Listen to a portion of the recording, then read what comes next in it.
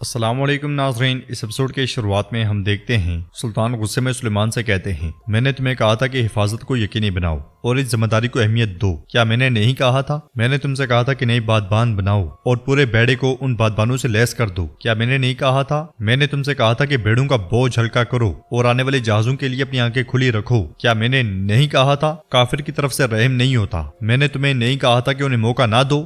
جہاز میں صرف سپاہی نہیں ہوتے لیکن امید بھی ہے۔ میں نے تمہیں خبردار نہیں کیا تھا؟ جن کو ہم تباہ کریں گے وہ صرف کافر نہیں، ان کی ہمت بھی ہوگی۔ کیا میں نے نہیں کہا تھا؟ نہیں کہا تو سلیمان بولو، بتاؤ مجھے۔ سلیمان روتے ہوئے کہتا ہے سلطان معافی کا طلبگار ہوں۔ یہ سن کر سلطان غصے میں اس کی جانب بڑھتے ہوئے کہتے ہیں تم نے معافی مانگنی جیسا کیا کیا ہے؟ تم نے رحم کی امید کے لیے کیا کیا ہے؟ یہ کہتے ساتھ ہی سلطان اس کے پاس پہنچتے ہیں اور اسے ایک زوردار تھپڑ رسید کرتے ہیں۔ یہ دیکھ کر شیخ اور باقی سب کو بہت دکھ ہوتا ہے۔ سلطان مزید کہتے ہیں تم نے میرا حکم نہیں سنا، تم نے میری بات نہیں سنی اور میرا سر جھکا دیا سلیمان۔ یہ کہتے ساتھ ہی سلطان ایک اور تھپڑ مارتے ہیں اور چلاتے ہوئے کہتے ہیں سلطان کے سر کو جھکانے والے کا سر اس کے کندھوں پر بوجھ ہے۔ یہ کہتے ساتھ ہی سلطان چہرہ محافظ کی جانب کرتے ہیں تو محافظ بھی آگے بڑھتا ہے۔ سلیمان کی نظر مسلسل سلطان کی انگلی پر ہوتی ہے۔ باقی سب بھی بہت پریشان کھڑے ہوتے ہیں اور اس کے ساتھ ہی سلطان انگلی کھول دیتے ہیں۔ سلطان کی انگلی کھلتے ساتھ ہی سلیمان آنکھیں بند کر لیتا ہے۔ محافظ تلوار سیدھی کر لیتا ہے۔ بہت سے لوگ سلطان کو روکنا چاہتے ہیں، ان سے التجا کرنا چاہتے ہیں، مگر کسی میں ہمت نہیں پڑتی۔ سلطان تلوار لینے کے لیے محافظ کی جانب مڑتے ہیں تو ان کی نظر شمس الدین پر پڑتی ہے جو نفی میں سر ہلاتے ساتھ ہی چلے جاتے ہیں۔ یہ دیکھ کر سلطان بمشکل غصے کو ضبط کرتے ہوئے دانت پیستے ہیں اور مٹھی بند کر لیتے ہیں۔ محافظ بھی پیچھے ہٹ جاتا ہے اور سلیمان سکھ کا سانس لیتا ہے۔ جاندالے کی جان میں بھی جان آتی ہے۔ دوغان بھی غمگین کھڑا ہوتا ہے اور سلطان کہتے ہیں 40 ڈنڈے مارے جائیں گے اور یہ دوبارہ ہرگز میرے سامنے نہ آئے۔ اب بالتئ اغلو سلیمان کی نہ کوئی ذمہ داری ہے، اس کا نام ہماری فوج میں نہیں ہے۔ معزول کر دیا گیا ہے، معزول کر دیا گیا ہے، معزول کر دیا گیا ہے۔ یہ کہتے ساتھ ہی سلطان پلٹ جاتے ہیں اور سلیمان کو بہت دکھ ہوتا ہے۔ قسطنطنیہ میں نطرس ایک سپاہی کو دبوچتے ہوئے کہتا ہے تم کیا کہہ رہے ہو؟ کیا تمہیں اندازہ بھی ہے عظیم ڈیوک نطرس کی بیٹی کو کون کس جسارت کے ساتھ زندان میں ڈال سکتا ہے؟ تم اس کی اجازت کیسے دے سکتے ہو؟ سپاہی کہتا ہے جناب شہنشاہ نے حکم دیا، ہم مزاحمت نہ کر سکے۔ نطرس کہتا ہے میں اس کا حساب لوں گا۔ اس لیے میں جستنیانی وہاں پہنچتا ہے اور نطرس آگے بڑھتے ہوئے کہتا ہے میں حساب لوں گا میری بیٹی کو قید خانے میں ڈالنے والے ہر شخص سے۔ وہ جستنیانی کو دھکیلتے ہوئے آگے بڑھ جاتا ہے۔ جستنیانی ایک دم سے سپاہی کے پاس جاتا ہے اور اس سے کہتا ہے کیا جو میں نے سنا وہ سچ ہے؟ کیا اینا قید خانے میں ہے؟ جلدی بتاؤ کیا ہوا؟ مگر سپاہی کوئی جواب نہیں دیتا اور سر جھکا لیتا ہے۔ ادھر استاد کے گھر کی جانب دیکھتے ہوئے سلطوق بطال سے کہتا ہے وہ بالکنی دیکھیں، وہ کتا وہیں رہتا ہے۔ بطال پوچھتا ہے اچھا تو گولے بارود کا گودام کہاں ہے؟ جواب میں سلطوق کہتا ہے وہ اسی طرف ہے۔ اسے دیکھتے ہوئے بطال کہتا ہے ہم ایک پتھر سے 2 لوگ ماریں گے، اندر کتنے لوگ ہیں؟ سلطوق کہتا ہے میں نہیں جانتا کہ اندر کتنے لوگ ہیں حضور، اور نہ ہی مجھے اس چیز کی پرواہ ہے، لیکن دروازے کے سامنے چند لوگ ہیں، اس لیے میں فاطمہ وہاں سے گزرتے ہوئے انہیں دیکھنے لگ جاتی ہے۔ بطال کہتا ہے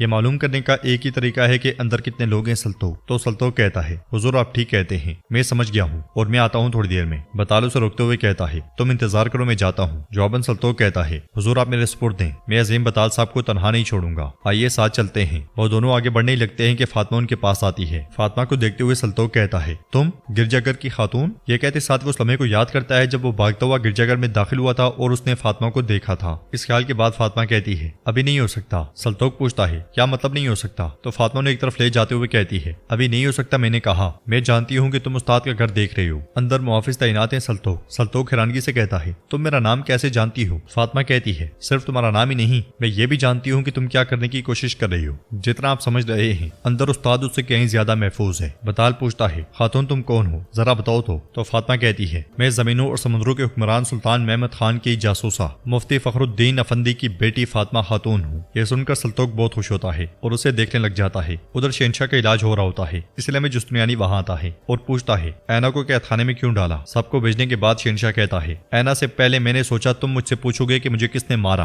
اینا نے اس شہر میں وہ کیا جو یہاں معاف نہیں کیا جا سکتا، اس نے شہنشاہ کا خون بہایا، ابھی کے لیے وہ قید خانے میں ہے، موت کا انتظار کر رہی ہے۔ یہ کہتے ساتھ ہی شہنشاہ آگے بڑھتا ہے۔ جستنیانی پوچھتا ہے موت کا؟ اینا ایسا کچھ کیوں کرے گی؟ جواباً شہنشاہ کہتا ہے کس کو پرواہ ہے کہ اس نے ایسا کیوں کیا جستنیانی، اس نے میرا خون بہایا۔ جستنیانی کہتا ہے میں اس شہر کے لیے لڑا، میں نے تمہارے لیے خون بہایا قسطنطینوس، خدا رو اسے معاف کر دو۔ قسطنطینوس کہتا ہے شہنشاہ کو مارنے والے کو معاف کرنے کا کہہ رہے ہو واقعی؟ جستنیانی کہتا ہے بدلے میں تم جو کہو گے میں کروں گا۔ یہ سن کر شہنشاہ کہتا ہے تم حق بجانب ہو، تم نے میرے لیے بہت قربانیاں دی ہیں، تمہیں نہ نہیں کہوں گا، اینا کے ساتھ اس شہر سے نکل جانے کی اجازت دوں گا۔ جستنیانی کہتا ہے شکریہ جناب، میں یہ کبھی نہیں بھولوں گا۔ شہنشاہ کہتا ہے لیکن اس کے بدلے میں تمہیں قیمت ادا کرنی ہوگی جستنیانی۔ یہ سنتے ساتھ ہی جستنیانی پریشان ہو جاتا ہے۔ ادھر زندان میں نطرس اینا کے پاس पास जाता है और उसकी हालत देखते हुए परेशान होकर बैठ जाता है। फिर कहता है जो हुआ उसके लिए बहुत अफसोस है, सब मेरा कसूर है, लेकिन मैं शहंशाह से बात करूंगा चाहे कुछ भी हो जाए। तो ऐना कहती है ना आपसे ना उस शैतान से मैं कुछ भी नहीं चाहती। नुतरस कहता है मुझे इसकी तलाफी करने की इजाजत दो।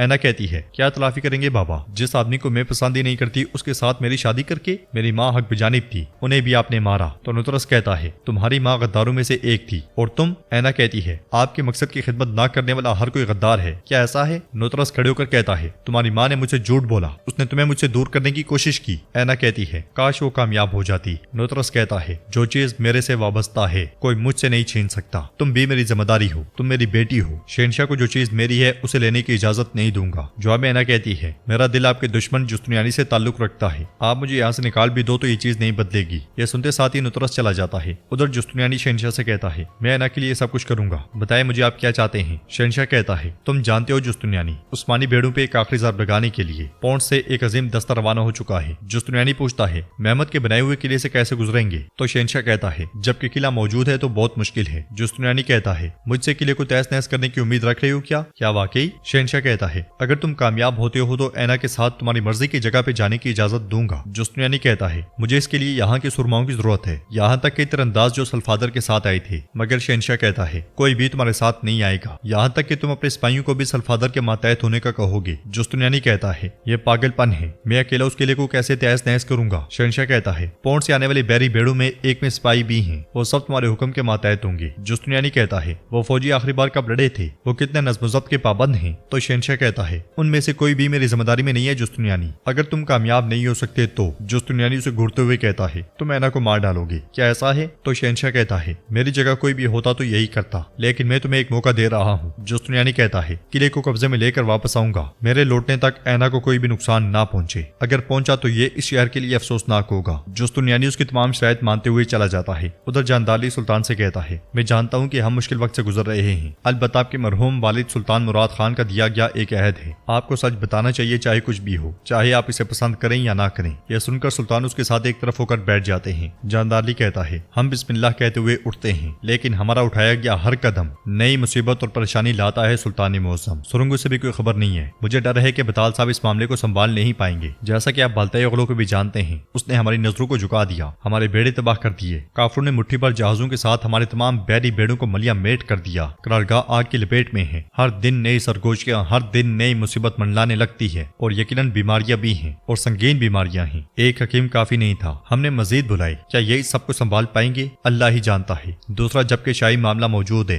ये मेरे दिल को बहुत परेशान करता है। उसकी बातें सुनने के बाद सुल्तान कहते हैं अल्लाह की तरफ से अता करदा इस जिंदगी में आप मुझे अच्छे से जानते हैं, ताहम आप अभी भी नहीं समझे। जो आप नहीं समझे वो आप में और मुझ में फर्क है लाला। आप एक बार सोचते हैं और एक बार ही अमल करते हैं, जबकि मैं एक बार सोचता हूँ और 1000 बार अमल करता हूँ। सुल्तान के पुकारने पर सरोजा वहां आता है और खुश होते हुए कहता है हमारे ख्वाब आखिरकार हकीकत बन गए हैं, शाही तोप तैयार है और उसे ठंडा करने के लिए सिर्फ एक दिन दरकार है। सुल्तान उसका शुक्रिया अदा करते हैं और सरोजा चला जाता है। सुल्तान जानदाली से कहते हैं मुझे आपकी हर एक चीज मालूम है लाला, ताहम हम इस मुकाम पर नहीं है कि हौसला शिकनी का मुजाहरा करें और पीछे हट जाएं। फिर उसका हाथ पकड़ते हुए कहते हैं अब नहीं, सुरंग है, अगर नहीं तो हम उसे दोबारा खोलेंगे, जंजीरें हैं हम उन पे भी काबू पा लेंगे, दीवारें हैं हम उन्हें भी गिरा देंगे, हम बार बार कोशिश करेंगे इसी जोशो खरोश के साथ, इसी उम्मीद के साथ। अब हम उसे मुख्तलिफ तरीकों से नहीं करेंगे, बल्कि हमारे पास जो है हम उसे लड़ेंगे, एक जबरदस्त हमले के लिए फौज तैयार करें। फिर खड़े होकर कहते हैं दीवान बुलाया जाए, ये जंग का वक्त है। फिर आगे बढ़ते हैं और रुकते हुए कहते हैं लाला अपनी काबिलियत पर शक ना करें।